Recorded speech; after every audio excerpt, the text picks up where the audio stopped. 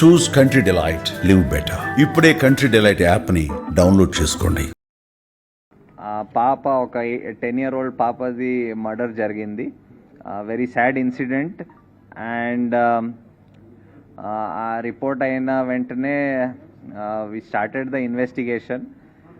But ఒక 3 days వరకు మనకి ఉన్న అవైలబుల్ క్లూస్, ఉన్న వాట్ ఎవర్ టెక్నికల్ ఎవిడెన్స్, దాని ద్వారా మనకేం బ్రేక్ త్రూ రాలేకపోయింది.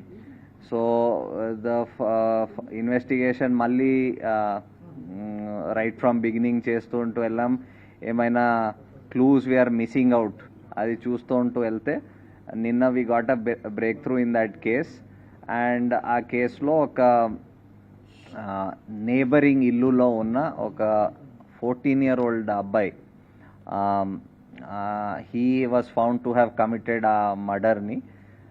బేసికలీ ఆయన ఏం చేశాడంటే వాళ్ళ ఇల్లు దగ్గర ఉంటుంది. సో వీళ్ళ టెర్రస్ నుంచి వాళ్ళ టెర్రస్ వరకు విదౌట్ ఎనీ ప్రాబ్లం వెళ్ళిపోవచ్చు, దూకి వెళ్ళిపోవచ్చు. సో ఆయన ప్రకారం ఆయన దూకేసి అక్కడ వెళ్ళి ఒక క్రికెట్ బ్యాట్, వాళ్ళ ఇంట్లో ఒక క్రికెట్ బ్యాట్ ఉంటుంది, ఆ క్రికెట్ బ్యాట్ దొంగతనం చేయడం అని ఆయన దగ్గర పెట్టుకోవడం అని అనుకొని వెళ్ళాడు. సో అది వెళ్తప్పుడు అక్కడ అది బ్యాట్ తీసుకొని బయటకు వస్తప్పుడు ఆ పాప హ్యాస్ సీన్ హిమ్. చూసినాక వెంటనే అరిచింది. అరుస్తే ఈయన భయపడి ఇమీడియట్లీ ఆమెకి అక్కడ ఆ ఇంట్లో బెడ్రూమ్లో తోసేసి అక్కడ ఆయన దగ్గర ఉన్న ఆయన ఒక నైఫ్ పట్టుకు వెళ్ళాడు. సో ఆ నైఫ్తో he stabbed her and then వచ్చేసాడు. అండ్ ఇన్ఫ్యాక్ట్ మనకి తర్వాత ఇన్వెస్టిగేషన్ డీటెయిల్లో చూసేటప్పుడు మన ఐఓస్ రియలైజ్ దట్ ఇనీషియల్ స్టేజెస్లో కూడా ఆయనతో మాట్లాడేటప్పుడు he had actually misled the investigators by telling that నాకు వినిపించింది, పాప అరిచినట్టు వినిపించింది. అండ్ 10 o'clock అలా he try to tell some story around that. So but అది అప్పుడు డిఫరెంట్ సర్కమ్స్టాన్సెస్ ఆ ఇన్వెస్టిగేషన్ చేస్తుంటూ అది తెలిసింది తర్వాత. సో బేసికలీ ఆ కేసు మొత్తం డిటెక్ట్ అయింది, ద మర్డర్ వెపన్ కూడా రికవర్ అయింది. దాంతోపాటు కొన్ని అదర్ ఎవిడెన్స్, అదనపు ఎవిడెన్స్ కూడా మనకి దొరికింది. సో దాని బేసిస్ మీద మేము ఇప్పుడు కేసుకి ముందుకు తీసుకొని ఫైనలైజ్ చేసేస్తాం. అతనికి బేసిక్గా ఈ ఓటీటీల్లో, యూట్యూబ్లో ఈ క్రైమ్ థ్రిల్లర్స్, సస్పెన్స్ మిస్టరీలు చూసే అలవాటు బాగా ఎక్కువగా, దాదాపుగా ఒక 5-6 సంవత్సరాల నుంచి అదే పనిలో ఉన్నాడు. స్కూల్ కూడా ఎక్కువ వెళ్ళేవాడు కాదు. ఎప్పుడు ఏదో ఒక తన ఆలోచనలో తనుండి ఇలా ఊహించుకుంటూ ఉండేవాడు. అతనికి స్కూలు ఎగ్గొట్టే అలవాటు ఉండేది. స్కూల్కి వెళ్లకుండా క్రికెట్ ఆడుకోవడం, ఈ ఓటీటీ చూడడం, యూట్యూబ్ చూడడం, ఈ మిస్టరీస్ చూడడం అలవాటు ఉండేది అతనికి. అతను ఎవరైనా చూస్తే వాళ్ళని బెదిరించి రావడం, తర్వాత దాడి చేయటం, ఈ 2 ఉద్దేశాలతో కత్తి తీసుకుపోయినాడు.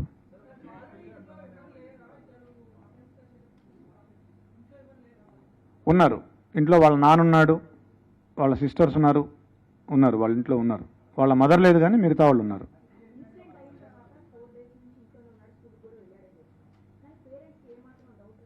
ఎస్, పేరెంట్స్ వాళ్ళ మదరు నిన్న మనం వాళ్ళ మదర్తో మాట్లాడినప్పుడు అనింది, ఫస్ట్ రోజే పోలీసులు ఈ హడావిడి అంతా చేసి నేను అడిగాను మా అబ్బాయిని, ఏరా నువ్వేమైనా చేసావా అని అడిగాను, ఒప్పుకోలేదు. 2వ రోజు కూడా అడిగితే ఏమ్మా నువ్వే నన్ను పట్టించేటట్టున్నావే అని అన్నాడు, నీ మీద ఒట్టు అన్నాడు అని చెప్పింది వాళ్ళ మదర్. పోలీసుల్ని ఆ రోజు మేము ఫస్ట్ రోజే అతన్ని క్వశ్చన్ చేసాం. ఎందుకంటే రెండింటికి జస్ట్ 2 అడుగుల దూరం ఉంటుంది, ఆ ఇంటికి ఈ ఇంటికి పిట్టగోడకి. మేము క్వశ్చన్ చేసాం ఆ ఇంట్లో ఉన్న వాళ్ళని. 3rd, 4th ఫ్లోర్లో, వీళ్ళు 4th ఫ్లోర్లో ఉంటారు, 3rd ఫ్లోర్ నుంచి వెళ్ళొచ్చు. పోలీసులకి మాకేం చెప్పారంటే ఆ రోజు నాకు 10:15 ఆ టయానికి డాడీ అని గట్టిగా అరుపులు వినిపించాయి అని చెప్పాడు.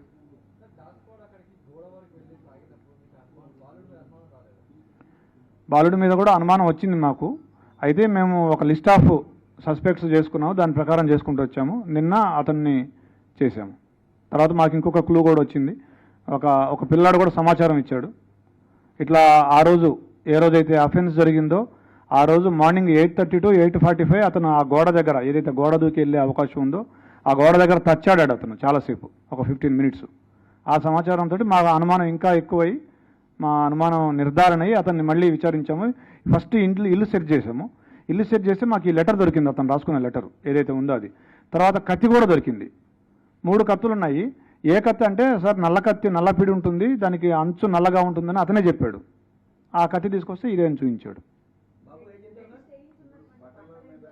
బట్టలు ఏం చేశాడంటే అతను అఫెన్స్ చేయగానే ఆ కత్తి అక్కడే కడిగేసి గోడ దూకి మళ్ళీ ఇంట్లోకి వెళ్ళేటప్పుడు వాళ్ళ నాన్న సిస్టర్స్ ఉన్నారు, వాళ్ళు ఏమైనా చూస్తారేమో అని ఆరేసిన షర్ట్ తీసుకొని ఇట్లా అడ్డం పెట్టుకొని ఇంట్లోకి వెళ్ళి బాత్రూంలోకి వెళ్ళి స్నానం చేసి ఆ టీ షర్టు ప్యాంటు 2 వాషింగ్ మెషిన్లో వేసాడు. But we found some slight blood on the clothes. We have called a special investigation team, forensic team. వాళ్ళు స్పెషల్ లైటింగ్, స్పెషల్ స్పెట్స్ వాడి they are able to found it. I also have seen it. Yes. అతనికి ఒక కుందేలు ఉండేది. ఆ రోజు ఆ కుందేలు కూడా చనిపోయింది. 11:30కి మేము టైం లేని కూడా తీసుకున్నాం అతని మీద అనుమానం వచ్చాక. అతను 11:30కి బయటికి వెళ్ళాడు ఇంట్లోంచి. 11:30కి ఆ కుందేలుని తీసుకొని డాక్టర్ దగ్గరికి వెళ్తే ఆ కుందేలు చనిపోయింది ఆ రోజు. ఆ స్టోరీ కూడా మాకు చెప్పాడు.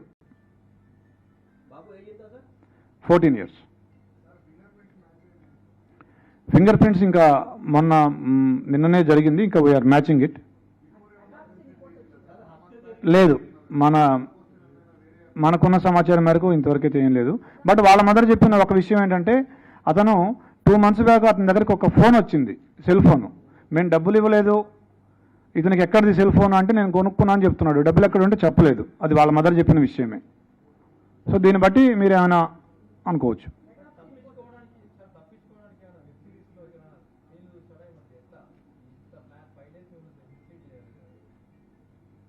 ఫైవ్ డేస్ మిస్లీడ్ చేయడం అంటే ఫస్ట్ డే మిస్లీడ్ చేశాడు. మనం హ్యూమనిటీ మనకి ఇప్పటివరకు టెక్ రాలేదు కాబట్టి మనం అందరినీ విచారించుకుంటూ వచ్చే క్రమంలో. So basically it's a very typical case wear మీకు లిమిటెడ్ సస్పెక్ట్స్ ఉన్నారు. బికాజ్ ఆ ఇల్లుకి ఒకే కెమెరా దాని ఆపోజిట్ ఉంది, దాంట్లో ఎవరు వెళ్ళినట్టు కానీ బయటకు వచ్చినట్టు ఆ టైంలో లేదు. So we had very limited number of suspects. Motive ఏం ప్రైమా ఫేసి ఏం మోటివ్ కనపడలేదు. సో ఈ idea that somebody side building నుంచి దూకి రావచ్చు అని అది కూడా ఫస్ట్ డే వచ్చింది. బట్ ఇలాంటి కేసెస్లో వేర్ మోటివ్ ఎక్కడ క్లియర్గా ఏం కనపడటం లేదు. అండ్ అంటే సో మెనీ అన్ఆన్సర్డ్ క్వశ్చన్స్ ఉన్నాయి మాకు యాజ్ ఇన్వెస్టిగేటర్స్. ఆ టీం అందరికీ చాలా అన్ఆన్సర్డ్ క్వశ్చన్, ఇదెందుకు జరగాలి అని ఉండేది. సో ఇది కాకపోవచ్చు అని రూలింగ్ అవుట్ చేస్తూ వెళ్ళారు.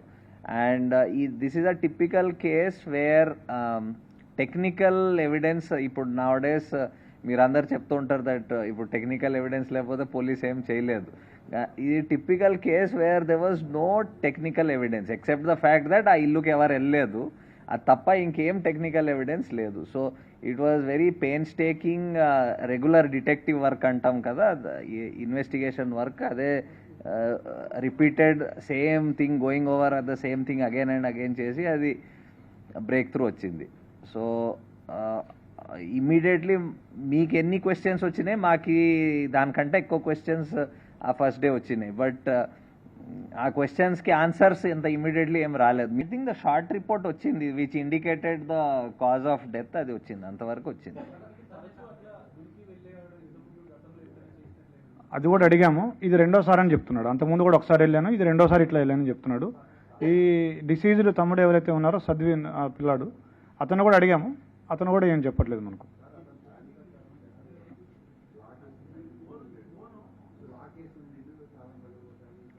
లాక్ అని చెప్పలేదు మనకి. నార్మల్గా వీళ్ళు ఇది వేరే, ఆ లెటర్ దీనికి సంబంధించింది కాదు. ఆ అమ్మాయి చూడదు, ఆ బ్యాగ్ తీసుకొని వెళ్ళిపోదాం అనుకున్నాడు అతను. ఆ అమ్మాయి ఇంకా చూడదు, ఆ బ్యాగ్ తీసుకొని పరిగెత్తుకొని వెళ్ళిపోవచ్చు అనుకున్నాడు. మనం ఈ కేస్కి మనం when we are asking the questions, మనం ఒక 14-year-old అబ్బాయి పర్స్పెక్టివ్ అండ్ దట్ బ్యాక్గ్రౌండ్ నుంచి అనుకుంటే మేబీ మనకి ఆన్సర్స్ వస్తాయి. మన పర్స్పెక్టివ్లో క్వశ్చన్స్ అడిగితే మనకి లాజిక్ కనపడకపోవచ్చు. ఒక బ్యాట్ కోసము అంటే ఇలా జరగాలని from our perspective I don't think దానికి ఒక ఆన్సర్ మనకి సాటిస్ఫై చేసే ఆన్సర్ రాకపోవచ్చు. బట్ అలాంటి ఒక సిచ్యువేషన్లో ఒక ఆ ఏజ్లో ఉన్న అబ్బాయి అలాంటి పరిస్థితిలో ఉన్న ఆయన పర్స్పెక్టివ్లో మేబీ ఇట్ ఈస్ అది అలాగా జస్టిఫై అవుతుంది ఆయనకేమో.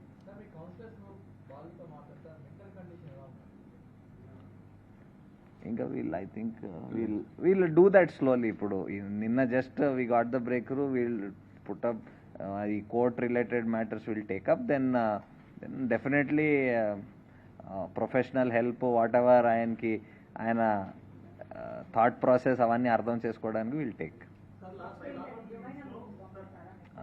Because is a juvenile, he will go to a juvenile.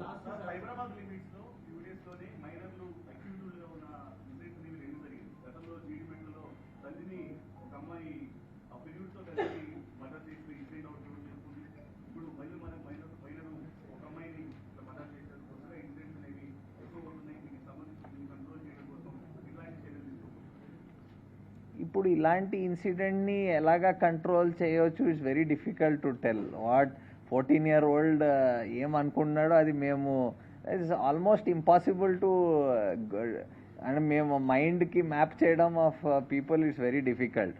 Unless crime usually control ఎలాగవుతుంది when previous occurrence or history అలాగుంటే కంట్రోల్ అవుతుంది. కానీ when individual decide something in his mind, ఇలాంటికి there is no way of anybody, అంటే ఇది మేమే ముందు ఆలోచించి దానికి ఆపడానికి అసలు మీరు చెప్పాలి ఏమైనా ఉంటే.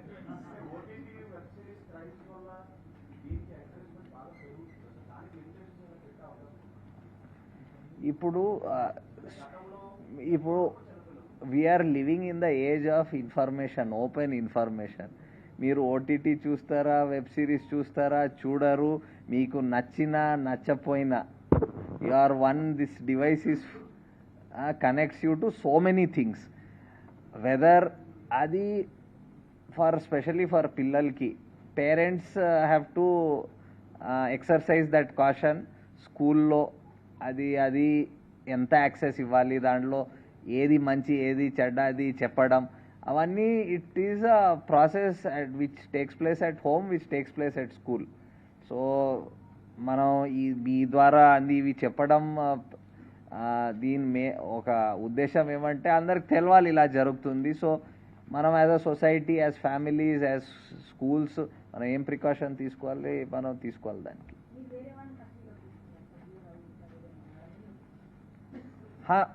అదే చెప్పాను, మాకి లిమిటెడ్ నంబర్ ఆఫ్ సస్పెక్ట్స్ ఉండేది ఆ కేసులో.